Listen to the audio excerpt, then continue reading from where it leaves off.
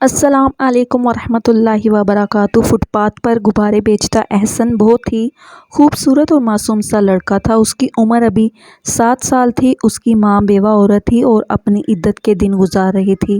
ایک روز رات کے 11 بج گئے مگر احسن واپس نہ آیا۔ شمیم نے چادر اوڑھ کر فٹ پاتھ اور نزدیکی جگہ بھی چھان لی مگر احسن کا کچھ پتہ نہ چلا۔ وہ ہر راہگیر سے اپنے بچے کا پوچھ رہی تھی۔ 2 دن بعد اس کو کسی نے بتایا کہ کچرا کنڈی پر کوئی بچہ۔ میرا نام شمیم ہے۔ میں ایک غریب عورت تھی۔ میرے ماں باپ بھی غریب تھے۔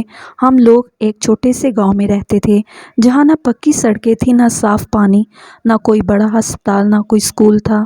ہم مٹی سے بنے ایک چھوٹے سے گھر میں رہتے تھے جہاں بارش میں چھت ٹپکتی تھی اور سردیوں میں دیواریں یخ بستہ ہو جایا کرتی تھی۔ میرا بچپن محرومیوں میں گزرا۔ کبھی کسی کے پرانے کپڑے پہن کر اسکول گئی تو کبھی بھوکے پیٹ سو گئی۔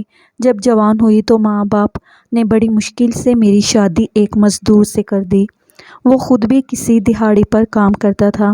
کبھی مزدوری ملتی کبھی نہیں، لیکن وہ اچھا انسان تھا۔ اس نے کبھی مجھے مارا نہیں، کبھی برا سلوک نہیں کیا، بلکہ جو تھوڑا بہت کما کر لاتا وہ میرے ہاتھ پر رکھ دیتا تھا۔ میں اس سے خوش تھی کیونکہ مجھے دولت نہیں، عزت اور محبت کی تلاش تھی۔ ہم دونوں ہنسی خوشی زندگی گزار رہے تھے۔ جب ہمارا پہلا بیٹا پیدا ہوا تو خوشی کا کوئی ٹھکانہ نہ رہا۔ میں نے اسے گود میں لیا تو محسوس ہوا جیسے دنیا کی سب سے قیمتی چیز میرے ہاتھ میں ہے۔ ہم دونوں اپنے بیٹے سے بہت محبت کرتے تھے۔ وہ دن رات ہماری آنکھوں کا تارا بنا رہتا تھا۔ میں صبح شام اس کا خیال رکھتی، اسے نہلاتی دھلاتی، اسے کپڑے پہناتی۔ اگرچہ وہ کپڑے نئے نہیں ہوتے تھے لیکن میں انہیں دھو کر استری کر کے صاف ستھرے رکھتی تھی۔ میرے شوہر کا پیار بھی دن بدن بڑھتا گیا۔ ہم چھوٹے چھوٹے خواب دیکھنے لگے۔ ہم نے سوچا کہ ہم تھوڑا تھوڑا بچت کریں گے اور اپنے بیٹے کو پڑھائیں گے تاکہ وہ ہم سے بہتر زندگی گزار سکے۔ ابھی ہم ان خوابوں کو ترتیب دے ہی رہے تھے کہ مجھے دوبارہ امید ہو گئی۔ میں بہت خوش تھی۔ میرے شوہر نے بھی بہت خوشی کا اظہار کیا، لیکن کچھ دن بعد میری طبیعت بگڑنے لگی۔ مجھے چکر آنے لگے، کمزوری محسوس ہونے لگی۔ دن بدن میرا جسم ٹوٹتا گیا، میں بستر سے اٹھ نہیں پاتی تھی۔ ایسے میں شوہر نے میری دیکھ بھال کا بہت زیادہ خیال رکھا۔ وہ میرے لیے پھل لاتا، دوائی لاتا، خود کھانا پکاتا، برتن دھوتا اور بیٹے کا بھی خیال رکھتا تھا۔ لیکن غربت ہماری خوشیوں میں زہر گھول رہی تھی۔ میرے بیٹے کا نام احسن رکھا گیا۔ وہ بہت ہی خوبصورت پیدا ہوا تھا، جیسے کسی فرشتے کی صورت ہو۔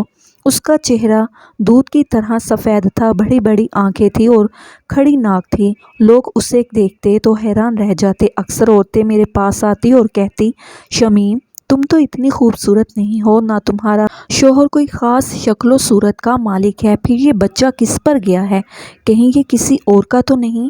کچھ لوگوں کی باتیں میرے دل کو چیر کر رکھ دیتی۔ میں تو ایسی عورت نہیں تھی۔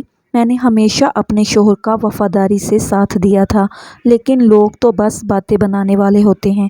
ان کا کام ہی ہے دوسروں کی زندگیوں میں زہر گھولنا۔ وہ میری ممتا کو بھی مشکوک بنا رہے تھے، لیکن میں اپنے بیٹے کی طرف دیکھتی اور سب کچھ بھول جاتی۔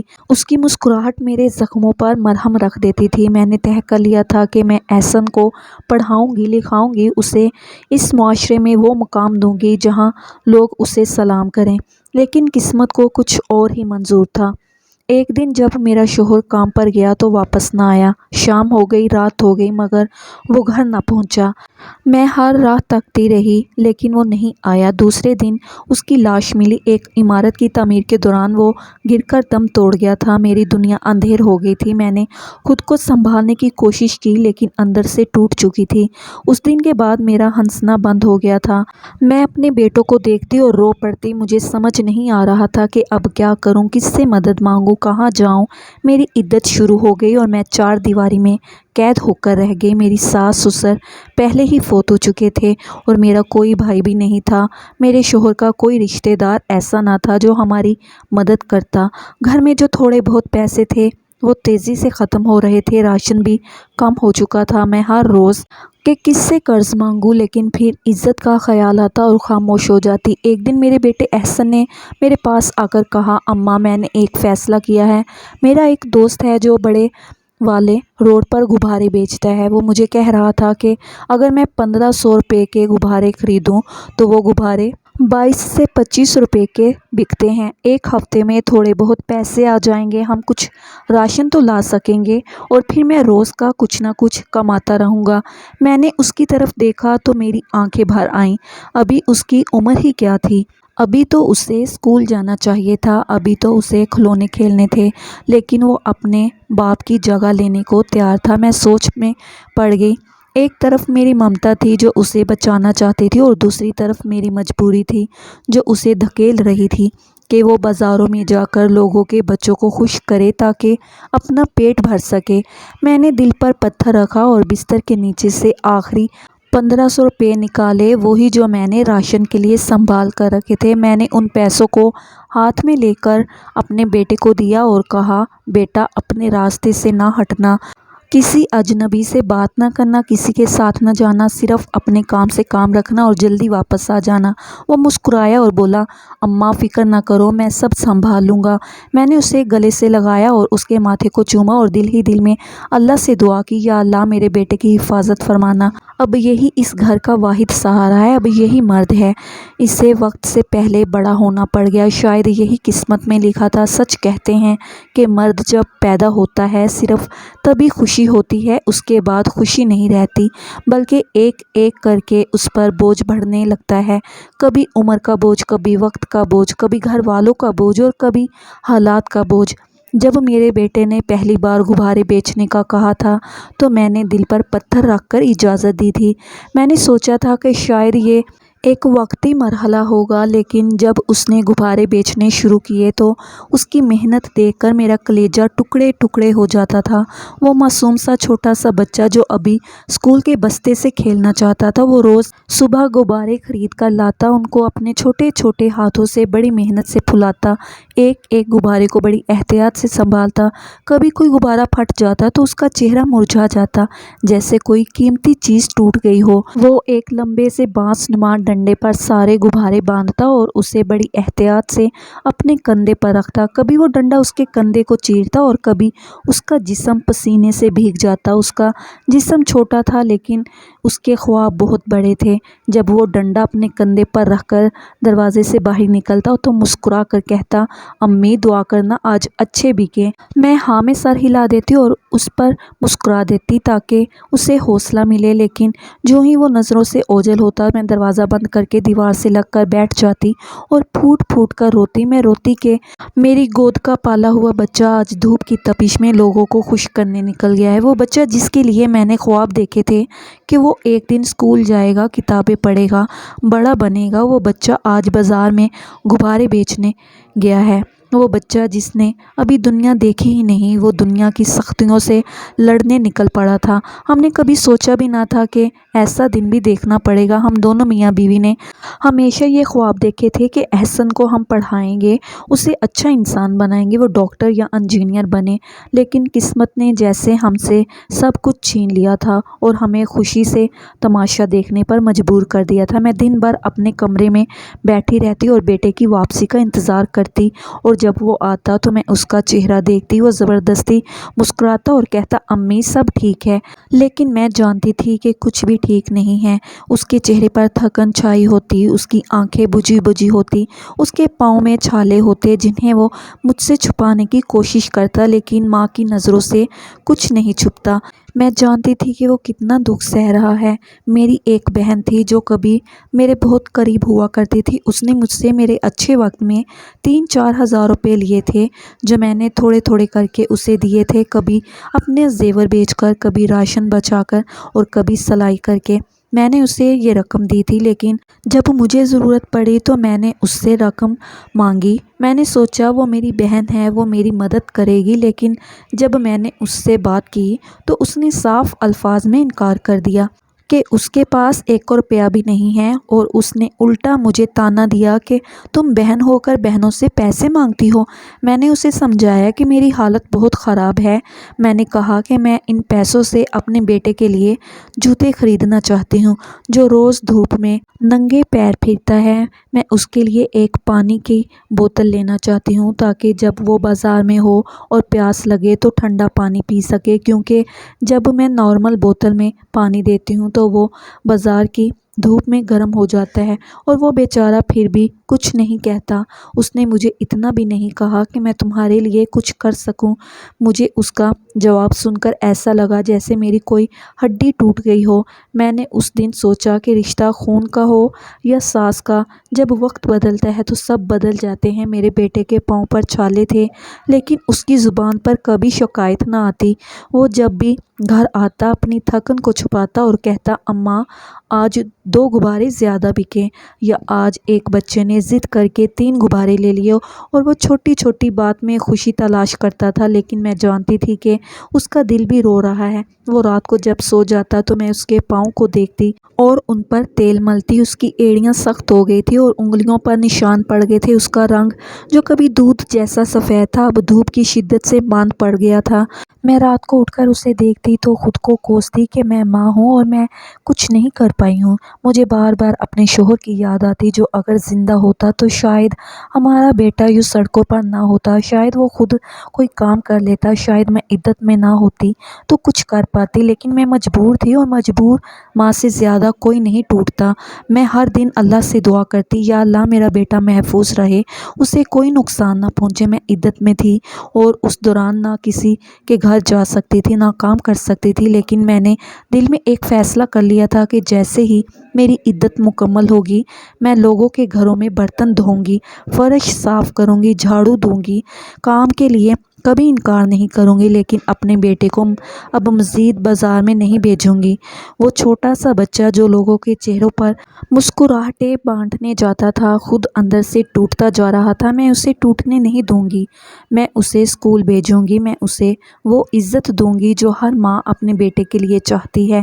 وہ خواب جو اس کے باپ نے دیکھے تھے وہ خواب میں پورے کر کے دکھاؤں گی، کیونکہ اب میرے لیے زندگی کا مقصد صرف یہی رہ گیا تھا کہ میرا بیٹا اس گندگی سے نکلے اور عزت کے ساتھ جیے، وہ چھالوں سے آزاد ہو جائے، وہ تھکن سے بچ جائے، وہ دھوپ میں جلنے کی بجائے کتابوں میں مصروف ہو جائے، اور ایک دن مجھے کہے، اماں اب ہم غریب نہیں رہے۔ ایک دن وہ صبح صبح بہت خوش لگ رہا تھا، اس کے چہرے پر ایک ایسی چمک تھی جو کئی دنوں بعد میں نے دیکھی تھی۔ اس نے جلدی اٹھ کر منہ دھویا، پھر اپنی چھوٹی سی شلوار قمیض پہنی اور غباروں کے ڈنڈے کو ترتیب دینا شروع کر دیا۔ میں اسے حیرت سے دیکھ رہی تھی کہ آج کیا بات ہے جو اتنی خوشی خوشی تیاری کر رہا ہے۔ میں نے آہستہ سے پوچھا کہ کیا ہوا احسن، آج بڑے خوش لگ رہے ہو۔ اس نے ایک دم میری طرف مڑ کر کہا، اماں خوش ہونے کی بات ہی ہے، آپ کو پتہ ہے مجھے ایک اسکول کے باہر کھڑے ہونے کی اجازت مل گئی ہے۔ وہ بولا کہ میں نے وہاں کے چوکیدار سے بات کی، اس نے اجازت دی ہے کہ میں اسکول کے باہر کھڑا ہو کر غبارے بیچ سکتا ہوں۔ میں نے حیرت سے پوچھا کہ کون سا اسکول؟ تو اس نے جوش میں آ کر اسکول کا پتہ بتایا اور کہا کہ وہ علاقہ کافی بڑا ہے، بچے بھی کافی آتے ہیں، وہاں غبارے اچھے بکا کریں گے۔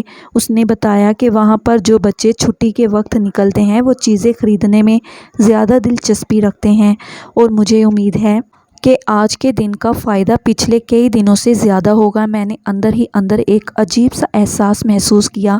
ایک طرف خوشی تھی کہ شاید آج اسے تھوڑی زیادہ کمائی ہو جائے، اور دوسری طرف دکھ تھا کہ ایک ننھا سا بچہ اسکول کے اندر بیٹھنے کے قابل ہے، وہ اسکول کے باہر محنت کرنے جا رہا ہے۔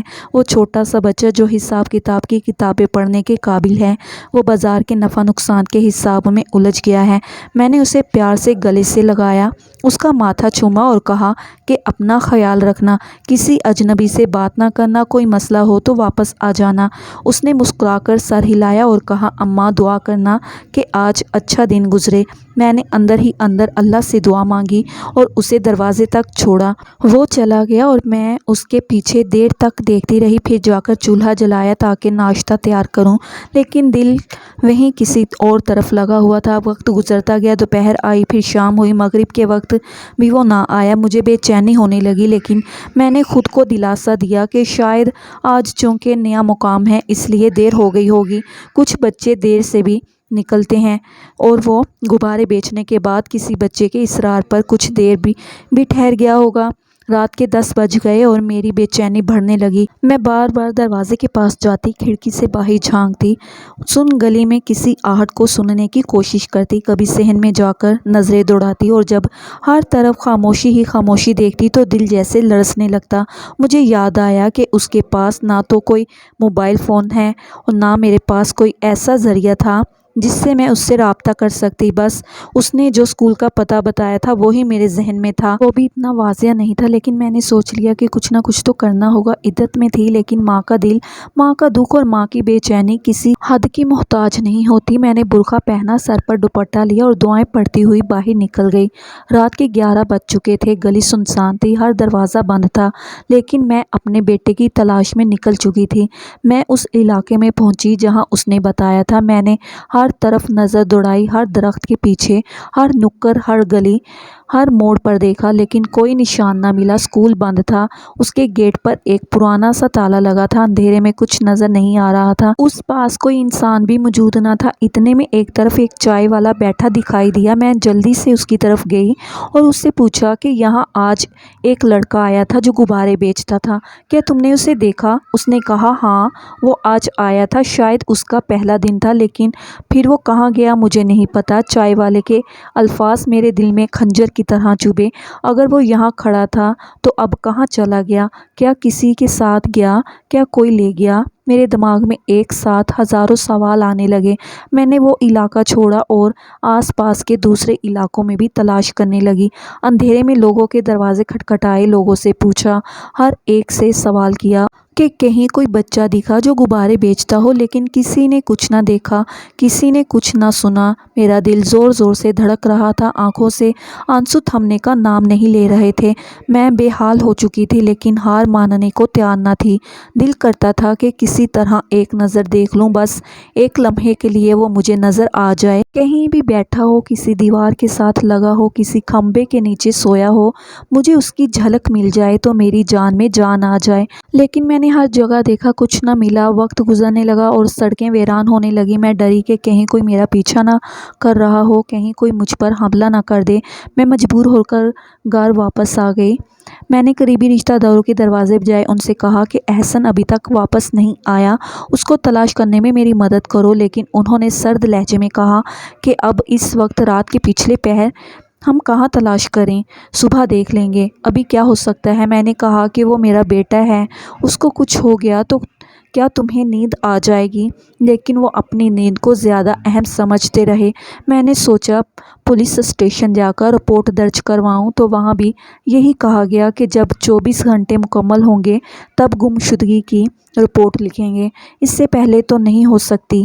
اب میرے پاس کچھ نہیں بچا تھا، نہ امید، نہ سہارا، نہ مدد، نہ وقت۔ میں دروازے کے پاس بیٹھ گئی، بار بار دروازہ کھولتی، بار بار گلی میں جھانکتی اور دل ہی دل میں یہ سوچتی کہ ابھی آ جائے گا، ابھی کسی بچے کو غبارے دے رہا ہوگا، ابھی کسی دکان پر کھڑا ہوگا، ابھی نظر آ جائے گا۔ لیکن وہ نہیں آیا اور میں اسی امید میں بیٹھی رہی، جیسے کسی نے میری دنیا چھین لی ہو، جیسے میرے دل پر کوئی بہت بھاری بوجھ رکھ دیا ہو۔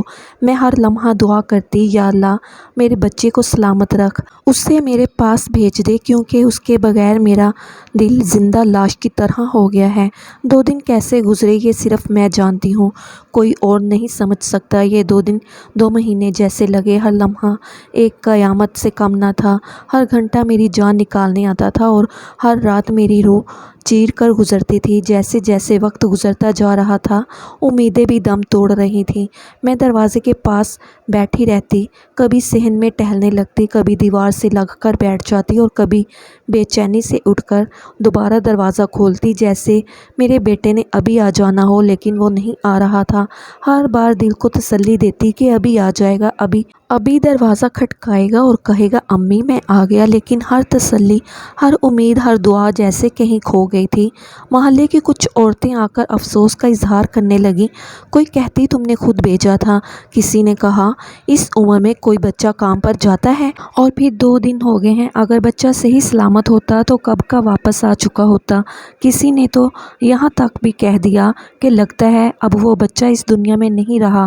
میری آنکھوں کے سامنے اندھیرا چھا گیا۔ دل کیا چیخ چیخ کر ان سب کو جواب دوں، لیکن زبان جیسے گنگ ہو چکی تھی، ایک لفظ بھی منہ سے نہ نکل سکا۔ میں نے بس آنکھیں بند کر لیں اور دل میں اللہ کا نام لینے لگی۔ مجھے لگا اب اگر کچھ برا ہوا تو میں بھی نہیں بچوں گی، کیونکہ میری سانسیں اب صرف میرے بیٹے کے سہارے پر چل رہی تھی۔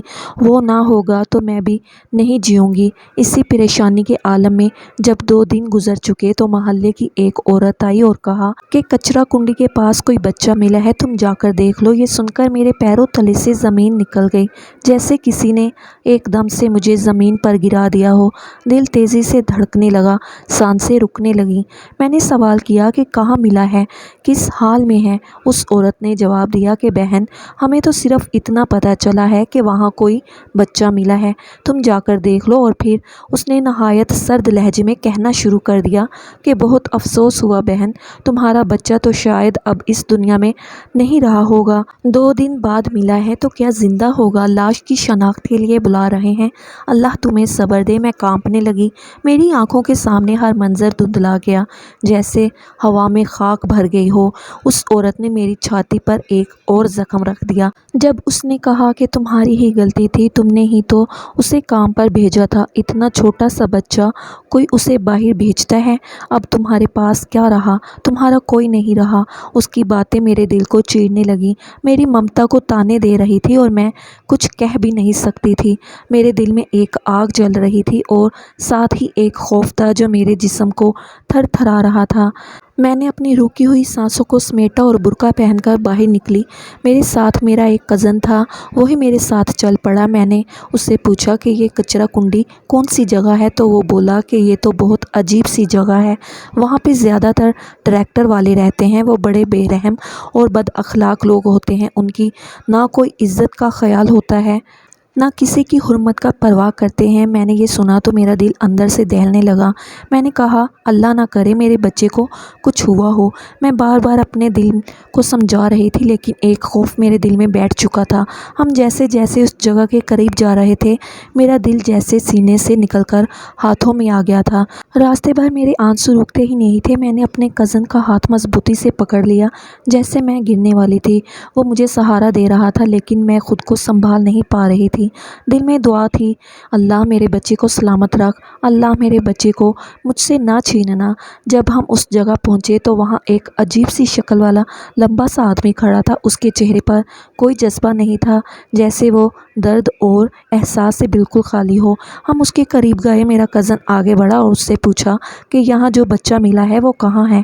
اس نے بڑے بے نیازی سے کہا، ہاں ایک بچہ ملا ہے، کس کا ہے؟ میں نے تیزی سے آگے بڑھ کر کہا، وہ میرا بچہ ہے، وہ میرا احسن ہے۔ اس نے مجھے اوپر سے نیچے تک دیکھا اور طنزیہ انداز میں کہا، بڑی لاپرواہ ماں ہو تم، جو اتنے دن سے اپنے بچے کو ڈھونڈنے بھی نہیں آئی۔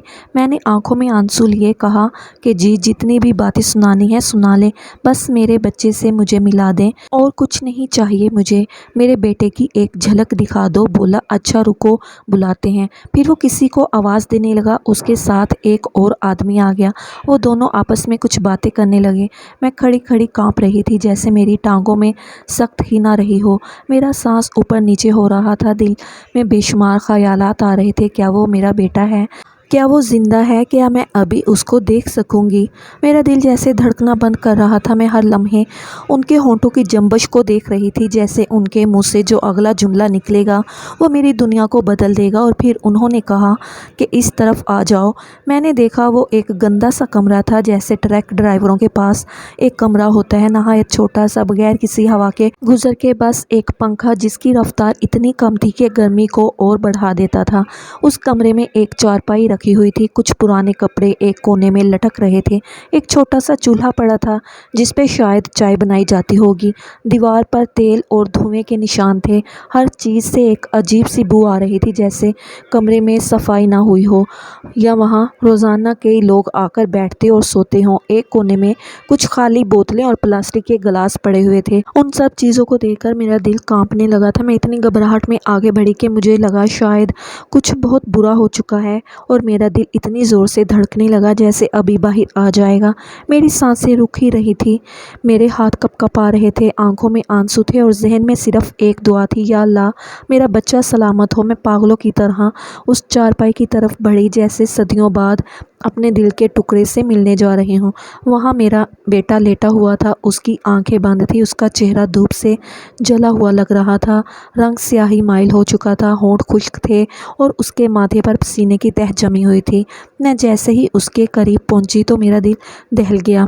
मुझे लगा कि शायद वो सांसें नहीं ले रहा, शायद कुछ ऐसा हो गया है जो मैं कभी सोच भी नहीं सकती। मैं फूट फूट कर रोने लगी, मेरे आंसू उसके चेहरे पर गिरने लगे। मैंने अपने दोनों बाजू उसके गिर्द लपेट लिए और उसे ज़ोर से सीने से लगा लिया, जैसे मैं अपनी जान वापस ले रही हूँ। और उस लम्हे मुझे महसूस हुआ कि वो हल्का सा सांस ले रहा है। वो लम्हा मेरी ज़िंदगी का सबसे बड़ा लम्हा था, वो लम्हा जिसने मेरी सांसों को वापस लौटाया।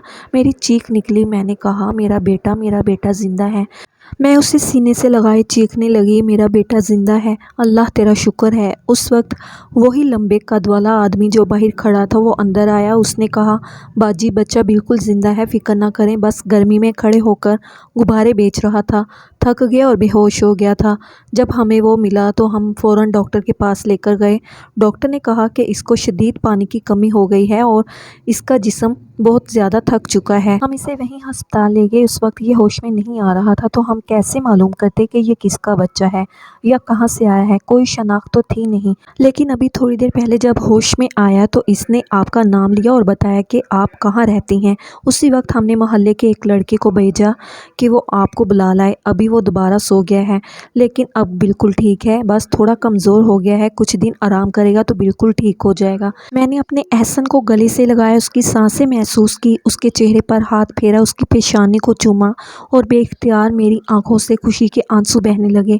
मेरे एहसन ने जैसे ही आंखें खोली वो फ़ौरन मेरे गले लग गया। उसने रोते हुए कहा, अम्मी मैं बहुत डर गया था, मुझे बहुत प्यास लगी थी। मैंने कहा, बेटा अब कुछ नहीं होगा, अब मैं तुझे कहीं नहीं भेजूंगी, तू मेरे पास रहेगा, मैं अब तुझे एक लम्हे के लिए भी नज़रों से दूर नहीं होने दूंगी। उसी दौरान वही आदमी जो हमें वहाँ लाया था कहने लगा, बाजी लोग हमारे बारे में तरह तरह की बातें करते हैं, हम पे इल्ज़ामात लगाते हैं, हमें बुरा समझते हैं, पर हम इतने बुरे भी नहीं हैं, हम भी बाल बच्चों वाले लोग हैं, हम भी किसी की माँ बहन की इज़्ज़त करते हैं। ये बात ज़रूर है कि हर जगह अच्छे बुरे लोग होते हैं और आपको शायद बुरे लोगों का खौफ था, लेकिन हमने आपके बेटे के साथ कुछ बुरा नहीं किया, बल्कि उसकी हिफाजत की, डॉक्टर के पास लेकर गए और दवा दिलाई, इसे साफ़ जगह पर सुलाया और खाना दिया। हमने इसे इसलिए नहीं छुपाया कि हमें कुछ फ़ायदा हो, हम बस इसके होश आने का इंतज़ार कर रहे थे। एहसन ने भी कहा कि इन अंकल ने मेरी बहुत मदद की, मुझे पानी पिलाया, मुझे डॉक्टर के पास लेकर गए, मेरे कपड़े धोए, मुझे खाना खिलाया और सोने के लिए जगह दी। वो कहने लगे, बाजी आप अपने बेटे को दोबारा इस तरह ना भेजें, ख़ास तौर पर इतनी गर्मी में।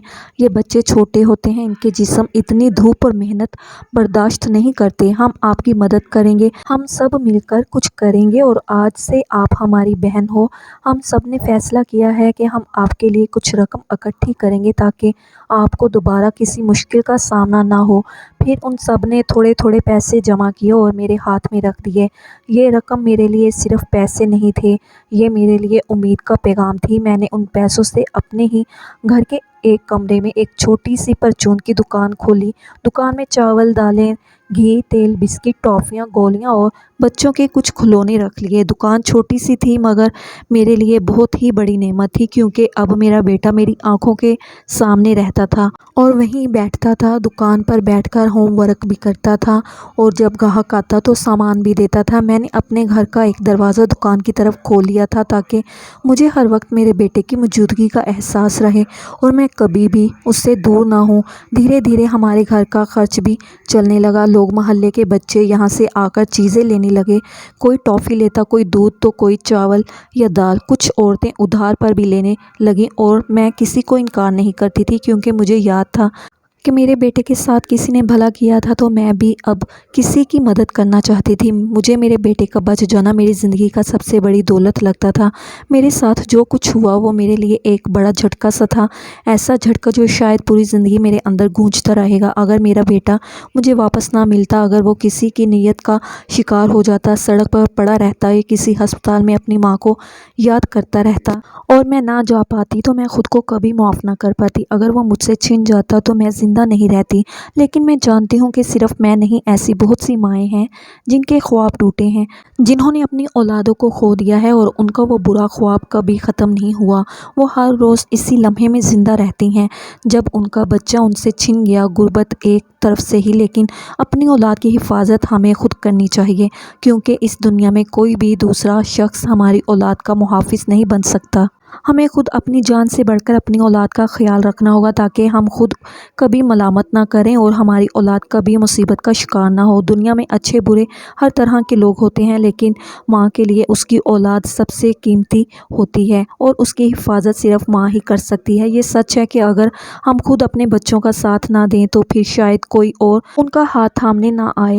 محترم ناظرین، ہماری آج کی ویڈیو آپ کو کیسے لگی؟ کمنٹ باکس میں اپنی اچھی رائے کا اظہار ضرور کیجیے گا۔